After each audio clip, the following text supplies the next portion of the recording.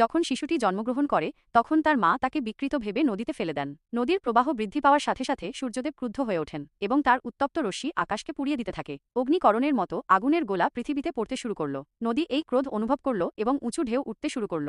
এই সংকটের মধ্যে একজন সাহসী ব্যক্তি নদীতে ঝাঁপিয়ে পড়েন এবং শিশুটিকে বাঁচানোর জন্য সংগ্রাম শুরু করেন।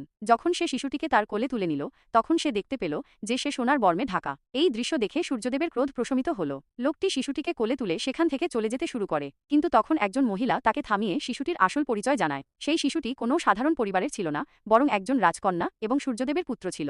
রাজকন্যা তাকে বিবাহের বাইরে জন্ম দিয়েছিল, যা সমাজের নিয়মের বিরুদ্ধে ছিল। তাই তাকে নদীতে ফেলে দেওয়ার পর মহিলাটি লোকটির কাছ থেকে প্রতিজ্ঞা নিল যে সে এই শিশুটির সত্যতা কাউকে কখনো বলবে না। লোকটি আগুনে হাত রেখে শপথ করে তার বাড়িতে ফিরে গেল, যেখানে তার স্ত্রীও প্রসবের কাছাকাছি ছিলেন। বাড়িতে পৌঁছানোর সাথে সাথেই সে দেখতে পেল যে ধাত্রী সন্তান প্রসবের জন্য প্রস্তুতি নিচ্ছেন।